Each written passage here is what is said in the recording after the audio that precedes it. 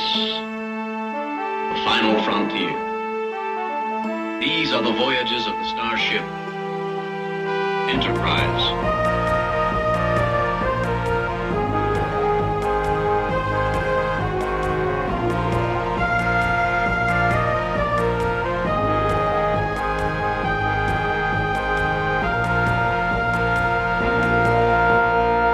Hey everybody, welcome to the antimatter version of the podcast. We're going to be talking about the alternative factor. Clay is here. Clay, how are you? I'm good. Watching this episode, I was in danger of blinking out of existence a couple times. I think I actually did blink out of existence in terms of how far my mind was willing to go to abandon all hope of watching the episode. I was watching it really late. I was watching it about 1:30 in the morning last night, so blinking out of existence was all too real for me. Sometimes it would feel like a good option.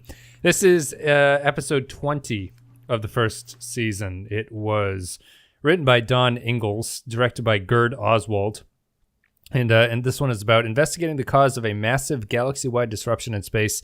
The Enterprise finds a mad scientist who claims he is being pursued by a hideous being.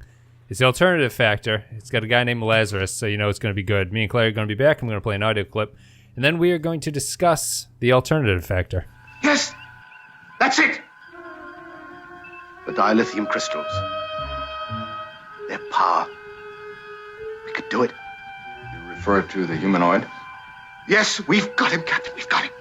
What do the crystals have to do with it? All they show is a point of radiation. That's just it. That's the key. That's the way to trap him. That's the solution. Captain, I beg of you. I plead. I demand. Give me the crystals. Out of the question. Those crystals are the very heart of the power of my ship. You fool. There won't be any ship if we don't kill him. He'll destroy all of you. How? Now you tell me how.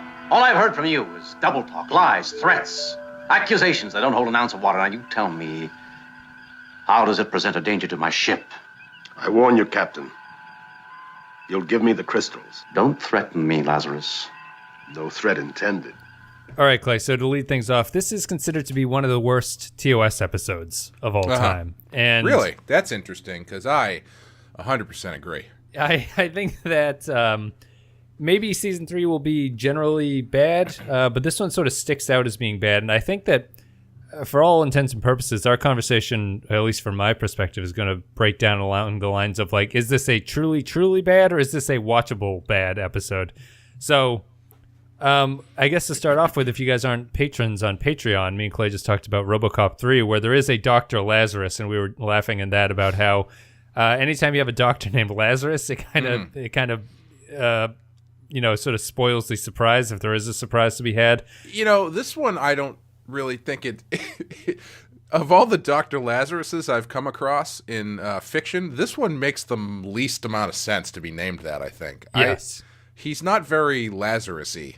No. Usually the name Lazarus is a pretty clear indicator of what he does or how he'll factor in, or some other wink that they're trying to make. Right, but, being reborn or something. Yeah, it's just seemed to be a name for an alien named Lazarus. I don't know why he would be named Lazarus, because he's not from Earth, right? Yeah, I mean, I think that the most interesting thing about this one to me is and this is maybe why it veers into so bad it's good territory. I am sort of mesmerized by his facial hair in this episode. His beard, I don't know what's going on with that thing. It changes from scene to scene. It's a totally different beard. He reminds me of bad John Cleese Monty Python facial hair from Holy Grail when he plays Tim the Enchanter. Yep. Or the French guard guy. Yep. Very similar. It's sort of it starts off some scenes looking like someone just tore a wicker broom bits off and just jabbed it into his face. And then other times it's much fuller, and it changes between shots of the same scene. It's like a different beard, and it also, there's no reason for him to have the beard in the first place. I mean, it's just just a choice they made. It does.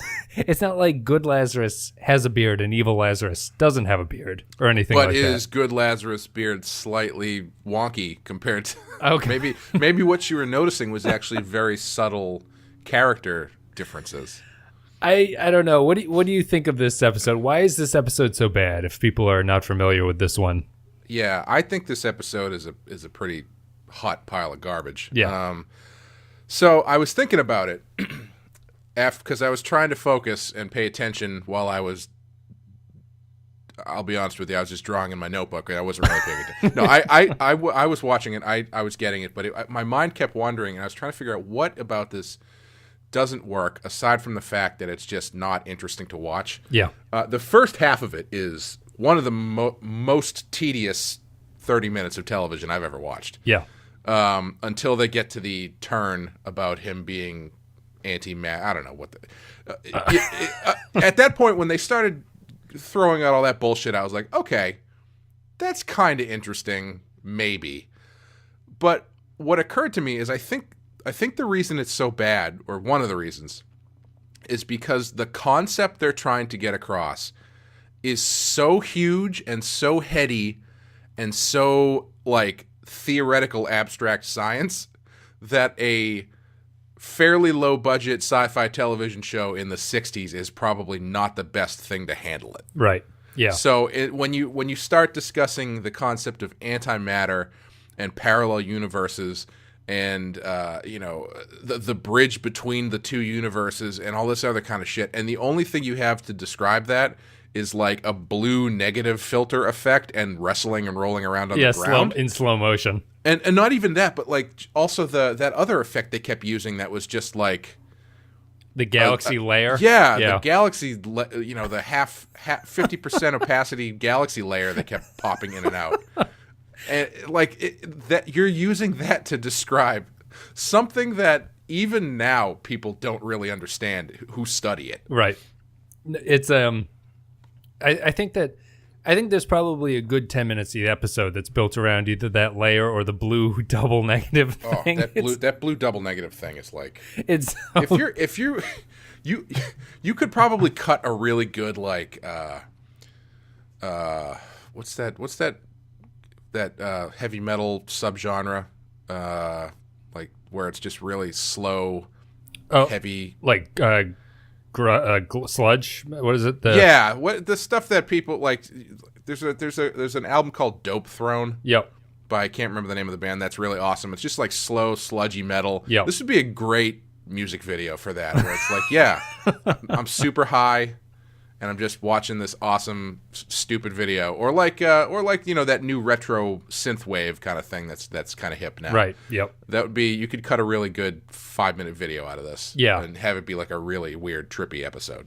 I think it's a I have a hard time telling if the episode is actually complicated or if I just have trouble focusing on what they're talking about. I think it's both. Yeah. It's extremely talky. There's a lot of for all the action scenes, which includes Lazarus falling off a cliff approximately 17 times. To no damage whatsoever. There's a lot of just talking about things, and I think for, to sort of give my own self credit, I think it's incredibly confusing when Lazarus is switching, that the actor doesn't really play the different Lazaruses all that differently until the end. Right. Yeah. He doesn't at all. The only thing that's really different is in one scene he has a Band-Aid, and in the next scene he doesn't. Right. Did you pick up a reason on why, when it finally ends, the Lazarus, like like Kirk, you need to trap him in purgatory with me forever? Why is that Lazarus so calm compared to the other two versions that have been on the ship? Because two versions were on the ship? There were, right? He's blinking. Oh, I thought there was just the crazy one and the calm one. Right, and they're alternating when they're on the Enterprise, right? Yeah. Like the bandage head one is the good Lazarus, I think, and the one without it is the crazy Lazarus. Yeah, I'm pretty. I think so. I'm pretty sure that's what it is, but I don't understand why they're so similar to each other. Do you think that there was only one Lazarus on the ship? No, but I thought you were implying there was a third one. Oh, no, I'm sorry. Yeah, it's just the two of them. Yeah, okay. But the third one to me is the one at the end who's so different and so collected about what he's doing that we haven't seen that to that point. Right, but are you saying that's a completely different third version? No, I don't. I just think it's... Okay, gotcha. I think that's... See? Good. This doesn't make it... This episode is confusing. No, but you're right. There's no... It feels like two different episodes. It feels like the first part of it is a dry run for like the mirror universe kind of thing. Yes, yeah. And then the second half of it is just like science, fake science bull. I guess it's not technically fake science, but just, sci-fi bullshit. Yeah. I liked your point about how the idea is too big, because I actually do like one of the most effective like narrative stories to me is when someone is potentially facing eternity in some sort of bad struggle.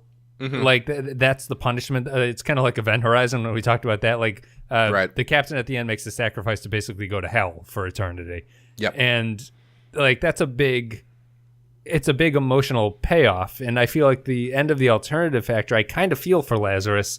I just don't think the episode did anything to earn me feeling for him, especially because I don't understand where the purgatory idea came from. It's just kind of made up on the spot when they get to the end. Right. And it results in Kirk and evil Lazarus having a very erotic fight before Kirk shoves him into his spaceship, which beams him into that purgatory for some reason. Yeah, why not? Got to get him there somehow. Why didn't Spock and the security guards help Kirk? I don't know. Okay. I feel like the episode's so bad. I feel like I'm missing something. Yeah, it feels well. So it is it is missing some things. It wouldn't surprise me to find out there was a lot missing, because I noticed when they go down after he comes up onto the ship and they have that scene where Kirk talks to him and says something. I don't know if I forget what he explains very cryptically what's going on. Then they go back down to the planet the first time, and I think it's the second time he falls off a cliff. Yes. Kirk yells Lazarus, and I said, wait a minute. He never told him his name was Lazarus. And I went back and I watched the scene again. He never mentions his name. Oh, really? Yeah, Kirk just knows his name somehow. So I think unless there's a scene before that where he mentions his name that I just blacked out. Yeah, I blinked out of existence for a minute. Yeah, it's just like a little. Obviously, they probably cut it or something. But it wouldn't surprise me if they cut a lot more out of it. I kind of was interested a little bit, like the beginning when they first start blipping in and out of existence. It's kind of an interesting idea, but again, it's just so big. Yes, it's way too big. Like, what does that even mean? Like they do that swirly galaxy thing and everybody falls over for a second, and then Spock's like, our sensors say we blipped out of existence for a second. Yes. Okay. Kirk gets mad with the vocabulary choices of what I need words of science or something. But they portray blinking out of existence as if they just got hit with a photon torpedo. Basically, it's like it's the same. Yeah. The same thing with that opacity, the half opacity layer of the universe spinning around, like how they used to do in the old shows, the newspaper getting arriving on screen would be that way. And even that concept, they kind of dump it halfway through because they keep doing that effect, but eventually it only starts happening to Lazarus. There's no explanation as to why it stops happening to everybody, right? Or are they just ignoring it because they're used to it happening, and it is like they are blinking? It's like how it takes you a lot more to get drunk the more you drink. That kind of right. It's just you keep blipping in and out, you barely notice it. It just feels so.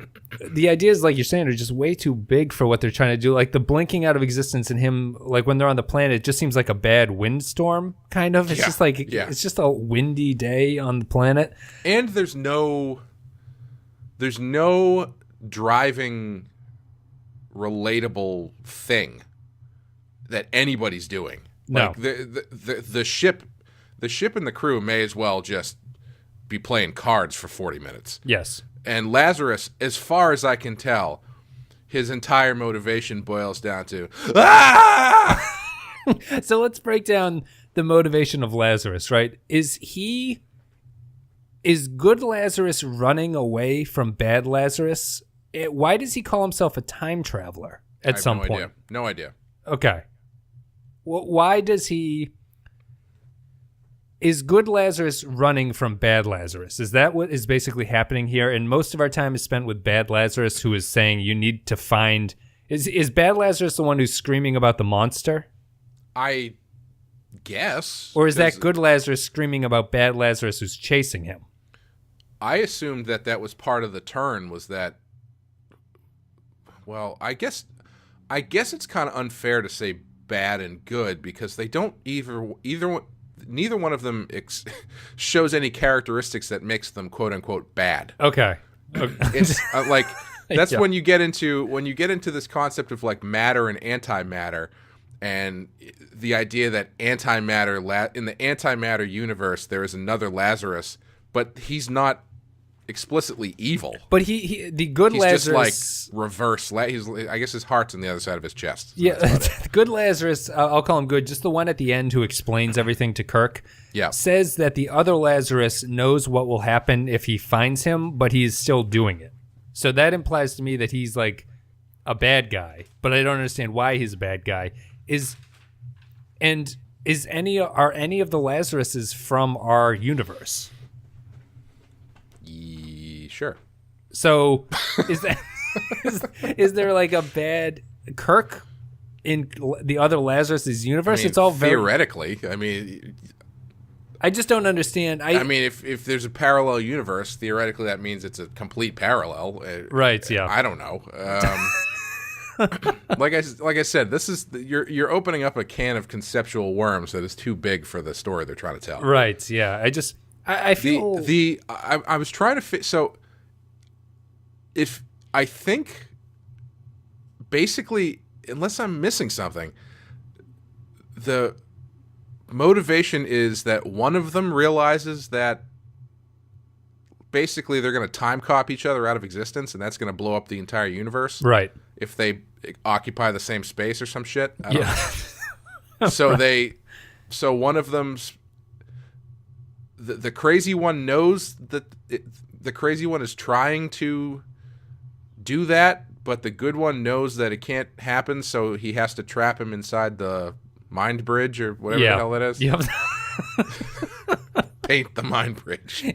And they're going to have slow motion hand-to-hand combat for the rest of eternity. Yeah, if that's what you want to call it. Yeah, I don't know.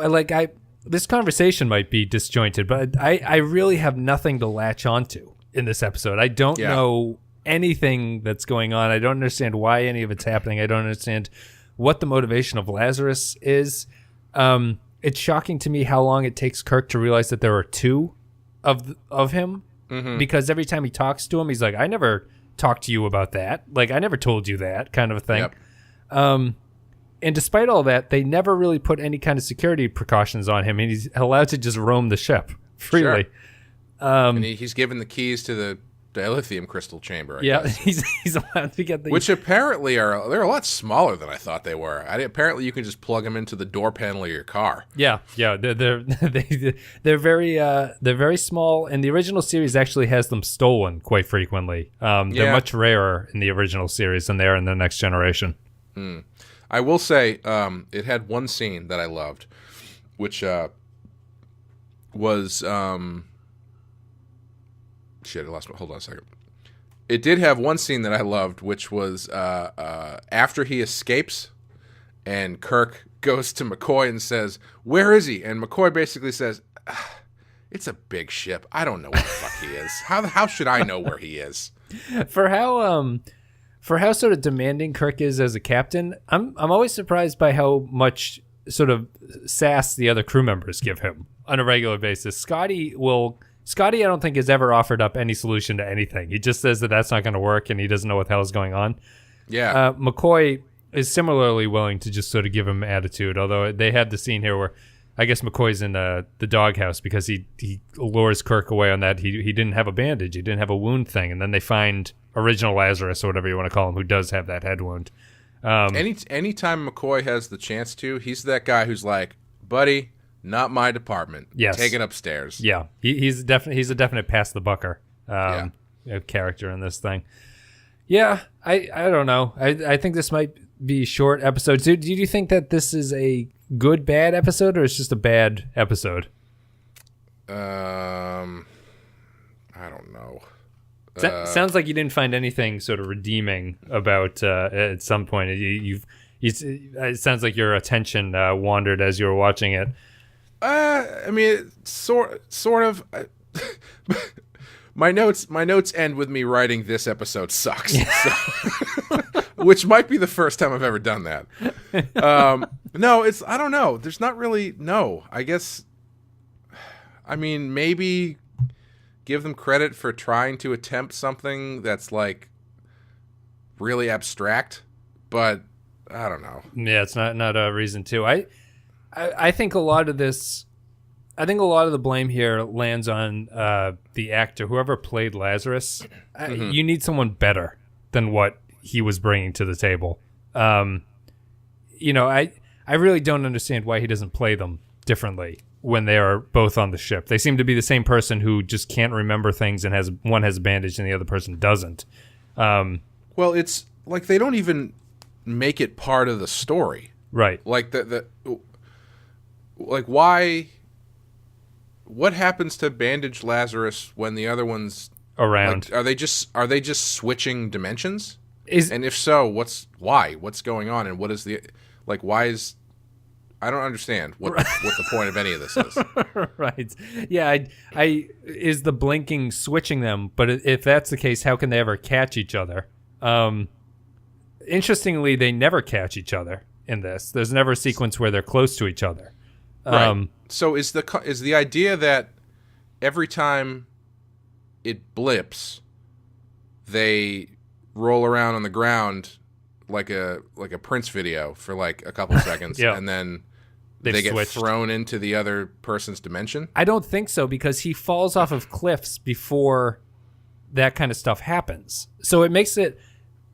I hope there's someone screaming at their iPhone right now, because we're not getting what's going on. Someone who really loves this episode, I'd be interested in seeing that. Yeah, I think it's just a kind of a bad. It's just a generally bad episode. It's exceptionally confusing. It's as you're saying, it's really difficult to latch on to anything here. There's no thread of the story that you're like, okay, this is what this is going to be about. This is what's going on. Like you were saying that the Lazarus switching doesn't amount to anything. Mm-hmm. It's another one of the episodes where it's like, if the character just explained what was going on in the first 5 minutes, things would be okay. If he was just like, Kirk, you need to trap this other guy who looks like me in this universe, because if you don't, we are going to destroy the universe. And he'd say, okay, I'll do that. I'll throw him into a spaceship and he'll go there. Mm-hmm. And I think, excuse me, I think episodes like this end up getting, or stories like this in general, get hindered by people understanding or taking everybody's word for it too easily. Like, he's not telling them anything. So that's being forced to create whatever sort of like drama or mystery or something. Yeah, pseudo conflict sort of. Yeah, because like if he did tell them what was going on, they seem to have a grasp of the science. Yes. And they would just be like, oh yeah, okay, we can help you with that. As opposed to like maybe they don't have a grasp of the science, and right. Having Spock explain the science means that they understand kinda what's going on. Yeah. So he might as well be on the level with them at that point. But they don't know why it's happening. Yeah. So if he did tell them, they'd be like, yeah, it would just be like, okay, yeah, we understand that perfectly fine. We can fix that for you. So I don't know. It's I mean, if he had, I think it could be. I think it's an easy fix.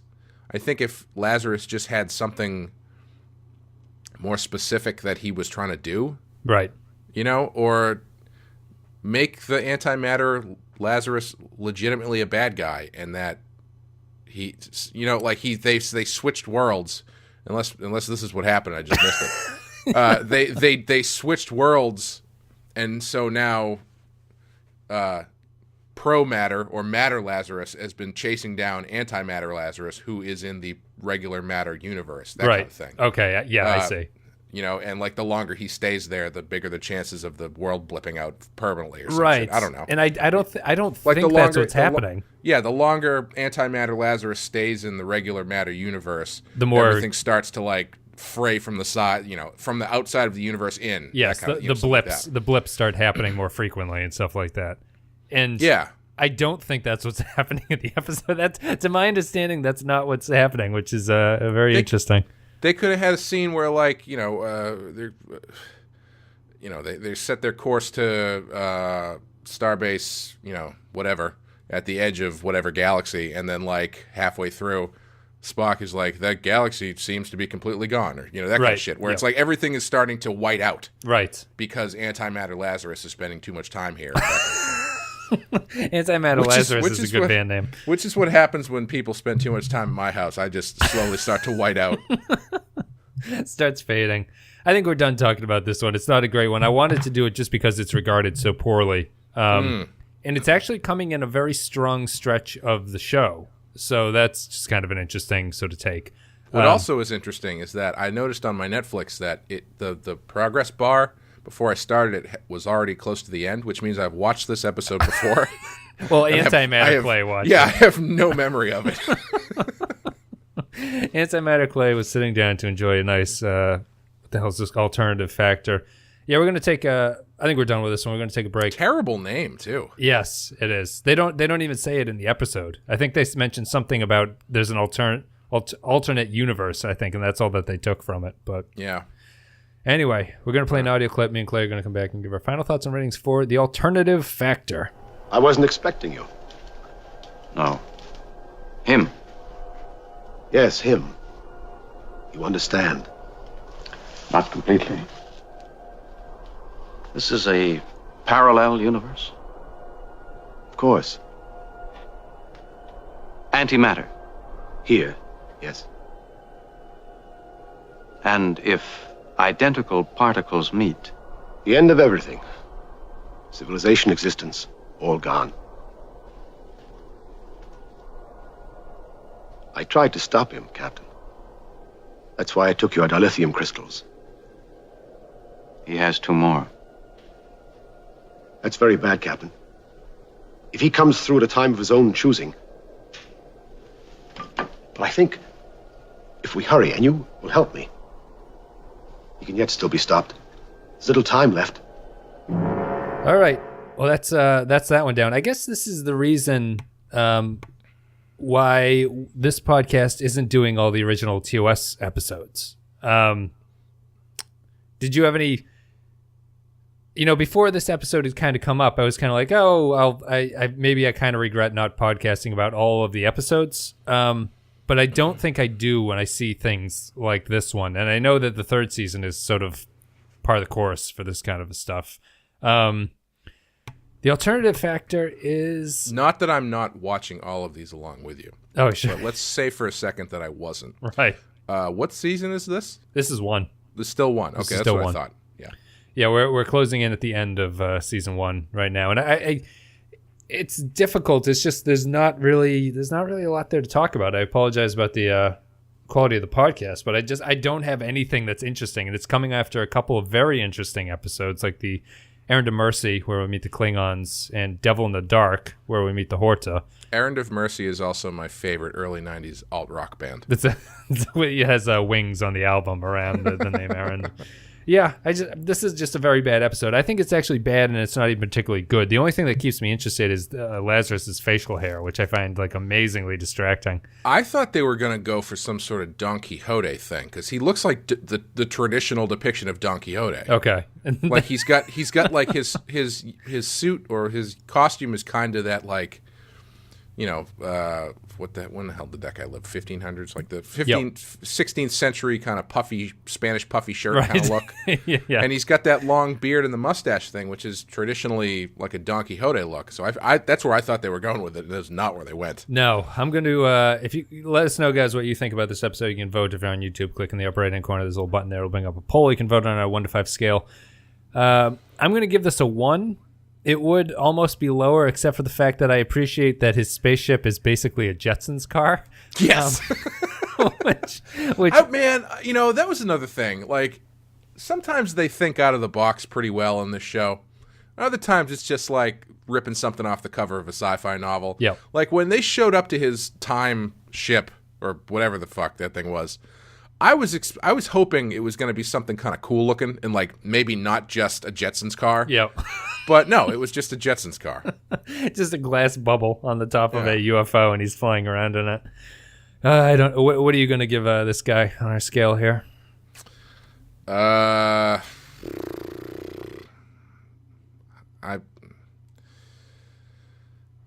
mean, I would give it a 2 just because it was competently put together, but it's. I don't know. I can't. It's a 1. I have to give it a 1. I think it's definitely the worst episode that we've seen so far. But fear not, because but I will give it 5 copies of Star Trek Deviations from IDW out now with a cover by me. There you go. Yeah, guys, go IDW. You can pick up Clay's cover. It's got Worf, Riker, Troy, and Data and Geordi, I think, are on the cover. And yeah, they're all there hanging out. All there, just in their alternate universe, shooting lasers and shit. Oh yeah, that's actually a pretty good episode to bring that up on. Yeah, because I can tell you the comic is better than this episode. So check out the alternative factor of the comic, but otherwise you can stay away from the alternative factor of the episode because it's kind of garbage. Clay, you're going to be back talking about the City on the Edge of Forever in a couple days. So great Star Trek episode, even better album by Rush. So we're going to be sort of having a palate cleanse, I suppose, with that one. But yeah, guys, not a very good episode. It's a tough one to talk about. Nothing really going on in it, but I think that'll all change when we get to City on the Edge. So, Clay, thank you very much for coming on. Oh, no problem. Thank you for having me. Guys, if you enjoyed the content, you're on YouTube, like and the comments, appreciated. iTunes, a rating or review always helps the show. If you rate us on any of the podcatchers, that would be much appreciated. Otherwise, you can go to patreon.com/The Pensky Podcast to support the show there, and facebook.com/The Pensky Podcast. All that, Clay, I'll see you in a couple days for City on the Edge of Forever. If I don't blip out of existence before then. See ya.